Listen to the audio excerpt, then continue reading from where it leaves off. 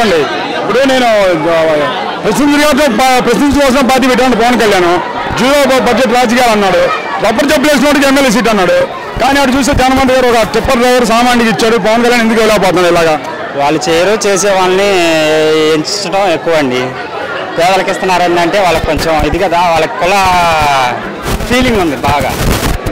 అది ఫీలింగ్ ఉందా? Caste feeling బాగుంది. పార్టీలో క్యాస్ట్ ఫీలింగ్ ఎక్కువ. ఈ పవన్ కళ్యాణ్ గారు కానీ మామూలుగా చంద్రబాబు నాయుడు గారు కానీ వాళ్ళకి క్యాస్ట్ ఫీలింగ్ ఎక్కువ అనమాట. లేని వాళ్ళకి ఇస్తుంటే వాళ్ళకి కొంచెం జలసి, వాళ్ళని బాగుపడినవారు. ఇప్పుడు గత ప్రభుత్వంలో చూసాం కదండి, లేని వాళ్ళకి ఏమన్నా పథకాలు ఇచ్చింది కానీ ఏం లేదు కదా. ఇప్పుడు అందరికీ ప్రతి ఒక్కరికి కూడా పేదవారికి అన్ని పథకాలు డైరెక్ట్గా అకౌంట్లో అందటం ఇదంతా బాగుంది పథకం.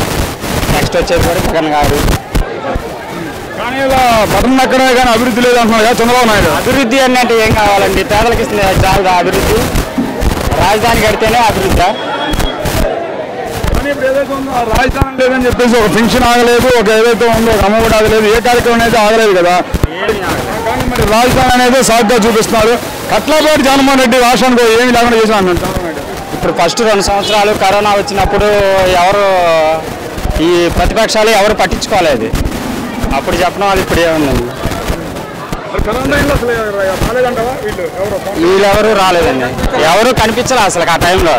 జగన్ గారు చేసిన పని అంతా బాగుంది. ఆ టైంలో కరోనా టైంలో ప్రభుత్వంలో చేర్చడం అంతా బాగుంది. చేసిన వైద్యం కానీ. గెలుస్తారా జగన్ అయితే? పక్కా జగనే గెలిచేది. సింగిల్ గా వస్తుంది. వాళ్ళు ఎన్ని పొత్తులు పెట్టుకున్నా జగనే గెలిచేది. జగన్ గెలవలేదండి పవన్ కళ్యాణ్. ఏ ముక్తి మాటలే. ఆయన 21 సీటుతో ఎమ్మెల్యే ముఖ్యమంత్రి ఎలా అవుతారండి? వాళ్ళు చేయటం. కానీ ముఖ్యమంత్రి కాదు, ఇప్పుడు వైసీపీ వ్యతిరేక ఓటు చెల్లా ఓటు. అందుకనే నేను చంద్రబాబు నాయుడుతో పొత్తు పెట్టినాను, జగన్ ఓడిస్తా అంటున్నాడు.